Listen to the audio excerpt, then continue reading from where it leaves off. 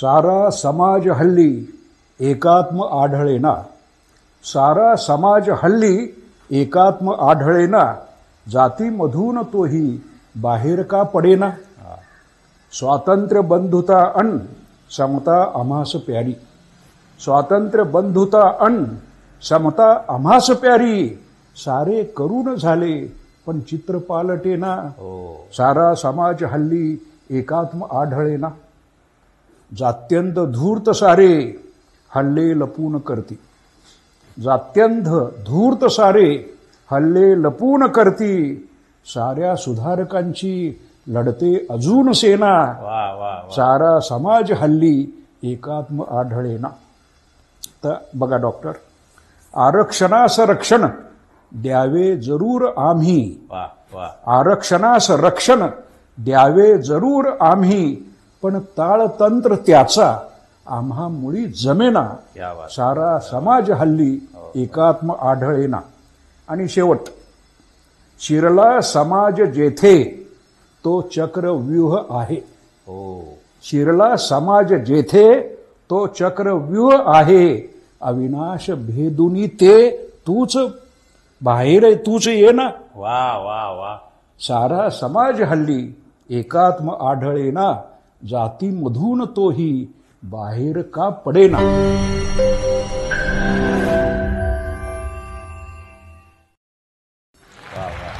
खूपच अप्रतिम गझल आहे सर. आणि सगळ्यात महत्वाचं म्हणजे गझल ही गझलेतला एक एक शेर ही एक स्वतंत्र कविता असते. होय. आणि आपण जे आता शेर सादर केले त्या प्रत्येक शेरातून एक वेगळ्या कवितेचं रूप तुम्ही आम्हासमोर मांडलत. म्हणजे जात्यंत नावाचा जो शब्द असेल, म्हणजे जातीतला सुद्धा अंध माणूस आणि परत आरक्षणास रक्षण देणारा, हे किती वेगवेगळ्या गोष्टी आहेत की ज्या एका गझलेच्या माध्यमातून बाहेर पडलेल्या आहेत. नमस्कार मित्रांनो, कविता जगणारी माणसाच्या आजच्या नवीन भागामध्ये आपल्या भेटीस एक आद्य मराठी गझल संशोधक आलेले आहेत आणि त्यांचं नाव आहे डॉक्टर अविनाश सांगोलेकर. सर, मनपूर्वक स्वागत आपलं आजच्या या भागामध्ये. आणि मला सांगायला आवडेल मित्रांनो की त्यांना आद्य मराठी गझल संशोधक ही जी पदवी आहे ही का व कशी दिली गेलेली आहे, त्याचं कारण 1984 साली सरांनी एमफिल हे गझलेवरती विशेष प्रावीण्य मिळवलं आणि त्यानंतर 1991 मध्ये गझल या विषयावरती सरांनी पीएचडी केलेली आहे. आणि तिथपासून तो सरांचा आजपर्यंतचा प्रवास, त्यांनी अनेक विद्यार्थी घडवले, अनेक गझलकार महाराष्ट्रामध्ये घडवले.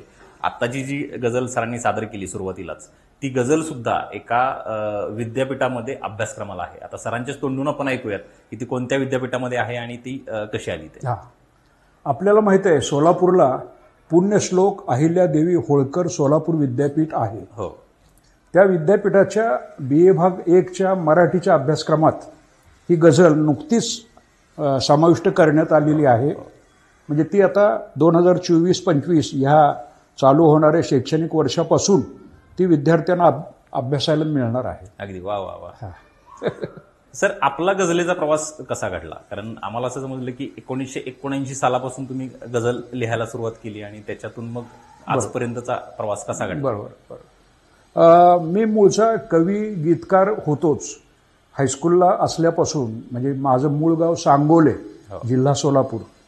तिथं मी हायस्कूल शिकत असताना कविता लिहिण्याची एक आवड माझ्यामध्ये निर्माण झालेली होती आणि कविता लिहित होतो, गीतं लिहित होतो. असं करत करत मी BA झालो मराठी विषय घेऊन आणि MA करण्यासाठी पुण्यामध्ये आलो. म्हणजे त्यावेळेस आज सावित्रीबाई फुले पुणे विद्यापीठ आहे, परंतु त्यावेळी नुसतं पुणे विद्यापीठ नाव होतं. त्या विद्यापीठाच्या मराठी विभागात मी MA साठी प्रवेश केला आणि आमच्या अभ्यासक्रमामध्ये आरती प्रभूंचं नक्षत्रांचे देणे हा कविता संग्रह होता आणि त्या शिकवण्यासाठी आम्हाला अनुराधा पोद्दार, त्यावेळेच्या मोठ्या मराठीमधल्या कवयित्री, ह्या SP कॉलेजमधून व्हिजिटिंग लेक्चरर म्हणून यायच्या. म्हणजे एक नामवंत कवयित्री आणि एक नामवंत कविता संग्रह आम्हाला शिकवते आहे. आणि त्याच्यामध्ये आरती प्रभूंच्या काही गझलाही होत्या. मग त्या गझला शिकवत असताना त्या स्वतः म्हणायच्या की मला गझलेतलं फारसं काही कळत नाही, पण एक कविता म्हणूनच मी या गझलांकडे पाहते आहे. बरोबर. तर ते मला कुठंतरी खटकायचं. कारण त्या काळामध्ये सुरेश भट हे एक महाराष्ट्रातले मोठे गझलकार म्हणून त्यांचं एक नाव होत चाललेलं होतं. आणि सुरेश भटांची सासूरवाडी पुणे असल्यामुळे ते पुण्याला वारंवार यायचे आणि आले की महिना इथं तळ ठोकून ते असायचे. तर माझ्यासारख्या नवख्या माणसाला असं वाटलं, अरे सुरेश भट जर इथं पुण्यामध्ये येत असतील तर आपण त्यांची भेट घेऊन आपल्या मनात हे जे काही खटकणारं आहे व आरती प्रभूंची त्यातल्या गझला या आपल्याला का समाधान देत नाहीत. सुरेश भटांच्या गझला वाचताना जे समाधान मिळतं ते आरती प्रभू मोठे कवी आहेत, नामवंत कवी आहेत, दर्जेदार कवी आहेत, पण त्यांची गझल का आपल्याला समाधान देत नाही. कुठं चुकलं त्यांचं, काय चुकलं. असे म्हणजे माझी एक चिकित्सक पहिल्यापासून वृत्ती असल्यामुळे असं काही असलं की मला त्याचा माग घेतल्याशिवाय मला चैन पडायची नाही.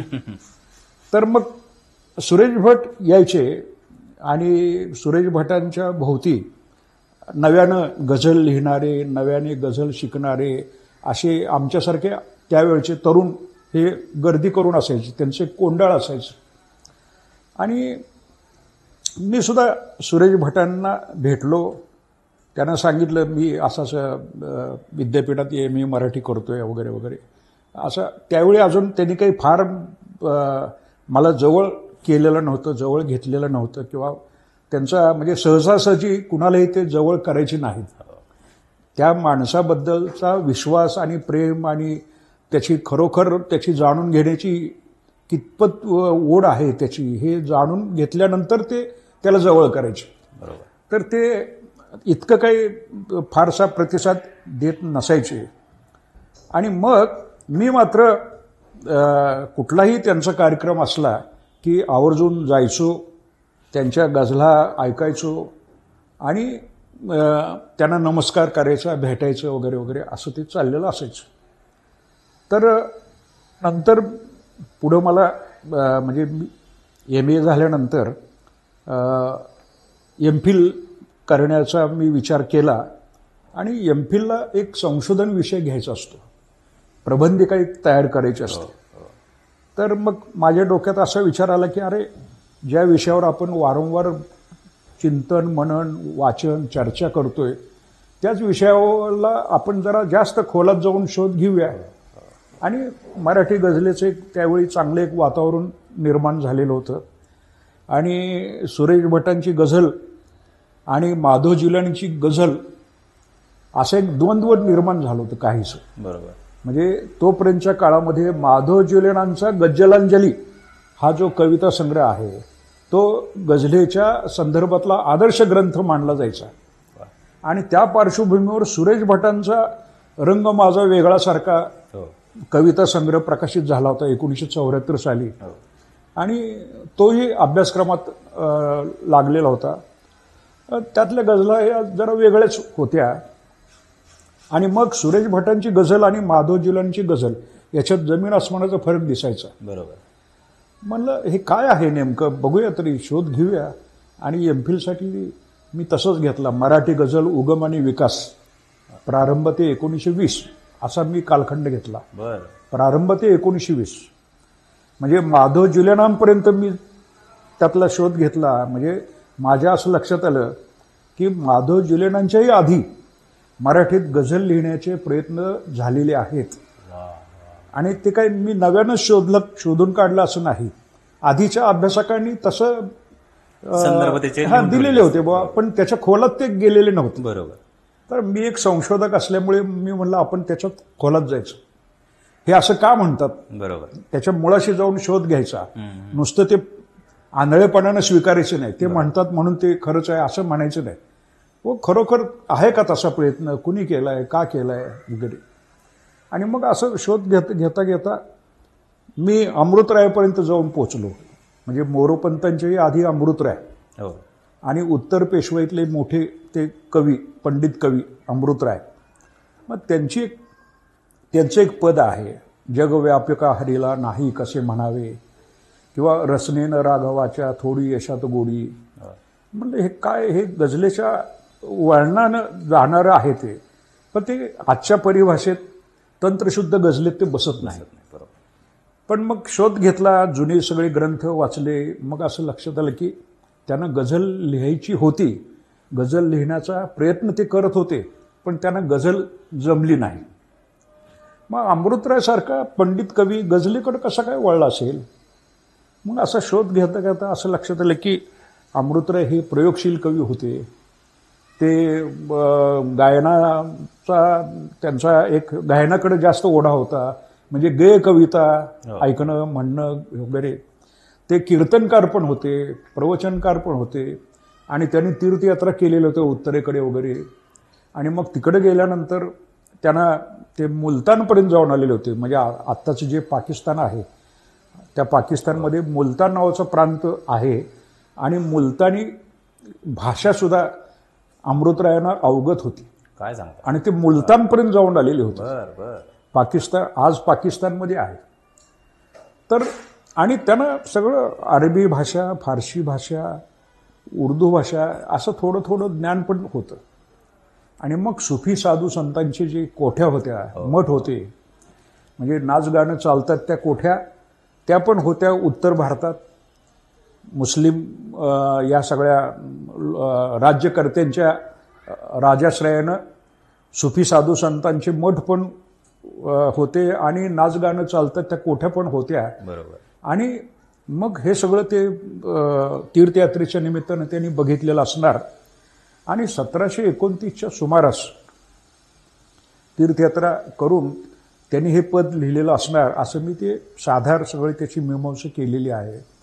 म्हणजे मराठीत गझल लिहिण्याचा पहिला प्रयत्न हा इसवी सन 1729च्या सुमारास झालेला असावा. आणि अमृतरायाने तो प्रयत्न केलेला आहे, आणि तो प्रयत्न 100% यशस्वी झाला असं नाही. बरोबर. पण त्यांना गझल लिहायची होती, पण शुद्ध, तंत्रशुद्ध चांगली गझल ती काही त्यांच्याकडून होऊ शकली नाही. जसं आज आपण गंगा नदी म्हणतो, उगम पावताना एक झराच असतो. गंगोत्रीला गेल्यानंतर, पण पुढं गंगासागरला गेल्यानंतर केवढं म्हणजे समुद्रासारखंच गंगेचं पात्र आहे. तसं आज मराठी गझलेमध्ये खूप प्रगती झालेली आहे, तंत्राच्या अंगानं, आशयाच्या अंगानं. पण अगदी सुरुवात मराठी गझलेची बघायला गेलं तर ते असे छोटासाच प्रवाह दिसतो. आणि मग तो प्रयत्न अमृतरायांनी केला. नंतर पुढं मोरोपंतांची 2 पदं आपल्याला तशा अंगानं गेलेली दिसतात. इतकंच नव्हे तर संगीत नाटकं जी होती, अण्णासाहेब किर्लोस्करांचं संगीत शाकुंतल हे पहिलं संगीत नाटक, त्यात जवळजवळ 200पेक्षा जास्त पदं आहेत. बरोबर. त्यातल्या बऱ्याचशा पदं जी होती ती अशी मला आढळली की साल गझल शीर्षकावर त्या म्हणजे मी आपलं विश्रामबाग वाड्याला शासकीय विभागीय शासकीय ग्रंथालय आहे, तिथं जाऊन मी संगीत शाकुंतल वगैरे अण्णासाहेबांची इतर संगीत नाटकं सगळी शोधली. आणि त्याच्यात मला पदंसुद्धा दिसली. त्या पदाच्या शीर्षकात चाल गझल, ताल गझल, राग गझल, गझलेच्या चालीवर असे उल्लेख दिसायला लागले. बरोबर बरोबर. आणि मग त्या काळी इंद्रसभा नावाचं एक नाटक, हे उर्दू प्रकारचं नाटक असायचं, आणि ते मुंबईमध्ये ऑपेरा हाऊसमध्ये केलं जायचं. आणि त्याच्यात गझल गायन असायचं, उर्दू गझल गायन. तर हे अण्णासाहेब किर्लोस्कर वगैरे या लोकांना ते गायन, त्या गायनाने आकृष्ट ते झाले, आणि संगीत नाटकात त्या अनुषंगानं त्यांनी पदं काही लिहिली. म्हणजे गझल गायन, चटकदार चाली, अमुक तमुक जे काय आहे ते. तर संगीत नाटककार आणि कृष्णाजी प्रभाकर कोल्हटकरांच्या संगीत नाटकात कितीतरी गझला आहेत. बरोबर. कृष्णाजी प्रभाकर खाडीलकर आहेत. म्हणजे ते आजच्या परिभाषेत त्या काही तंत्रशुद्ध गझला नाहीत. बरोबर. पण गझलेची वाटचाल सुरू असताना त्यांच्याकडून कसं काय असे ना थोडंफार गझल लिहिण्याच्या प्रयत्नातनं काही हे लेखन झालेलं आहे असं ते दिसलं. नंतर राष्ट्रीय मेळ्याच्या पदात सुद्धा दिसतं हे गझल गायनाच्या अनुषंगाने पदं पाहायला मिळतात. असं करत करत माधव जुलियानापर्यंत मी आलो. बर. माधव जुलियानांच्या लक्षात आलं 1919 साली की अगोदरच्या लोकांनी गझल लिहिण्याचा प्रयत्न केलेला आहे मराठीत, पण त्याच्यात खूप चुका आहेत. म्हणजे वृत्ताच्या अनुषंगानं चुका आहेत, बरोबर. आशयाच्या अनुषंगानं चुका आहेत. आणि त्यांनी असा शब्दप्रयोग वापरलाय माधवजी लेनानी, वृत्त शैथिल्य. म्हणजे म्हणजे माधवजी लेनानी जास्त करून गझलेकडं वृत्ताच्या नजरेनंच जास्त पाहिलं. बरोबर. कारण ते स्वतः अरबी फारसी विषयाचे पंडित होते, विद्वान होते. आणि फर्ग्युसन महाविद्यालयामध्ये ते फारसी भाषाचे प्राध्यापक होते. तर त्यांना ते लक्षात आलं की अरे हे अरबी फारसीमध्ये जी गझलेसाठी वापरलेली वृत्त आहेत त्या वृत्ताला हे धरून हे नाही. बरोबर. त्यामुळे त्यांनी ते वृत्त शैथिल्य, कारण शैथिल्य हा तसा आयुर्वेदीय शब्द आहे आणि एक आयुर्वेद चिकित्सक असल्यामुळे शैथिल्य म्हणजे शिथिलता. शिथिलता म्हणजे थोडक्यात एक प्रकारची कमतरता आहे, काहीतरी बिघाड आहे. बरोबर आहे. या पद्धतीने या आशयानं वापरला जाणारा तो शब्द आहे. बरोबर आहे. तर ते मग त्यांनी त्यांचा अभ्यास असल्यामुळे, अरबी फारसीचा अभ्यास असल्यामुळे, वृत्ताचा अभ्यास असल्यामुळे त्यांनी मग ती मुळाबर हुकूम सगळी जी काही वृत्त आहेत अरबीमध्ये फारसीमध्ये गझलेसाठी वापरली जाणारी वृत्त, अशी 67 वृत्त त्यांनी शोधली आणि त्याला मराठी नावं दिली. आनंदकंद, रसना, अमुक तमुक, आज जी आपली नावं म्हणतो ना गझलेसाठीची वृत्त, ती 67 वृत्त ही नव्यानं माधवजी लेनांनी उपलब्ध करून दिली मराठी गझल लिहिणाऱ्या कवींना. त्यावेळी गझलकार वगैरे असं म्हणण्याची पद्धतच नव्हती. गझल लिहिणारा कवी, गझल लिहिणारी कवयित्री असंच म्हटलं जातं. सुरेश भटांचा उल्लेख सुद्धा गझलकार सुरेश भट असा केलाच जात नव्हता त्या काळात. बरोबर. कारण गझल लोक करायला लागले. आता गझलकार, गझलकारा वगैरे सम्राट, असं ते केलं जातं. तर हे सुरुवातीचा काळ आहे. आणि मग एकंदरीत ते सगळं मला दिसलं ते. आणि डॉक्टर सुरेशचंद्र नाडकर्णी तुम्हाला माहिती आहे, पुण्यातलेच. ते इथं पुण्यातच असल्यामुळे सुरेश भटांनी आम्हाला सांगितलेलं असायचं की मी जर इथं उपलब्ध नसलो, म्हणजे ते नागपूरवरून यायचे ना, 1 महिना 2 महिना इथलं काम झाले की ते निघून जायचे. आणि अशा वेळेला जर आमच्यासारख्यानं काही शंका पडल्या तर आम्ही कुणाकडं जायचं? त्यावेळी काही मोबाईल वगैरे हे काय हा प्रकार नव्हताच. बरोबर. पत्रव्यवहार किंवा नागपूरला इतक्या लांब जाणं शक्य नाही. मग त्यांनी सांगून ठेवलं तर सुरेशचंद्र नाडकर्णी पुण्यातल्या पुण्यात उपलब्ध आहेत, त्यांच्याकडे तुम्ही कधीही जायचं आणि शंका निरसन करून घ्यायचं, त्यांचं मार्गदर्शन घ्यायचं. तर सुरेशचंद्र नाडकर्णी. पूर्वीचा काळ किती समृद्ध काळ होता बघा, की विद्यार्थी घडवताना, शिष्य घडवताना एवढा बारकाईनं विचार करून किंवा त्यांना कुठली गोष्ट आडली नडली तरी आपल्याला पाठीमागे एक व्यक्ती असावा असा की तो त्यांच्या शंकांचं निरसन करेल आणि काही चुकीचं त्यांच्या मनामध्ये भरलं जाणार नाही किंवा चुकीच्या मार्गाने त्यांची गझल जाणार नाही, त्यांचा विचार भरकटणार नाही. किती काळ तो समृद्ध काळ होता. आणि आताचा काळ आपण बघतोय की सोशल मीडियाच्या माध्यमातून थोडंसं आपल्याला कविता कळायला लागली की आपण लगेच व्यक्त होतो, र आणि ट ला ट जुळवला की त्याला आपण कविता म्हणतो. आणि अशा अनेक सोशल मीडियावरती प्रसिद्ध झालेले कवी आपल्याला पाहायला मिळतात. तुमच्यासारखी जी लोक आहेत की तुमच्यासारख्यांनी खऱ्या अर्थानं कविता, गझल यांचा एवढ्या खोलवर जाऊन अभ्यास केला आणि एवढी कविता समृद्ध केली, गझल समृद्ध केली. कारण तुम्ही उदाहरण देताना सांगितलं की गंगा नदीचा जन्म किंवा गंगेचा जो उगम आहे तो गंगोत्रीमध्ये तुम्हाला एक छोटंसं पात्र किंवा एक छोटासा झरा पाहायला मिळतो. पुढे जाऊन त्याचा विशाल महासागर झाल्यासारखं त्याचं रूप पाहायला मिळतं. तसं ते गझलेचं तुम्ही अगदी 1729 पासूनचा जो प्रवास तुम्ही अमृतराय यांच्यापासून उलगडला तो अगदी माधव जुलियन यांच्यापर्यंत तुम्ही घेऊन आलात. आणि तुमच्याही गझलेचा उगम किंवा तुमच्याही गझलेची सुरुवात ही 1919 सालापासून कशी झाली ते आम्हाला खूप छान पद्धतीनं तुम्ही सर सांगितलं. म्हणजे माझ्यासाठी सुद्धा हा खूप अनमोल ठेवा असणार आहे. कारण अशा गोष्टी या सोशल मीडियाच्या माध्यमातून नाहीत आपल्याला वाचायला मिळणार, या तुमच्या सारख्या जाणकारांच्या माध्यमातूनच ते ऐकायला आणि वाचायला मिळतं.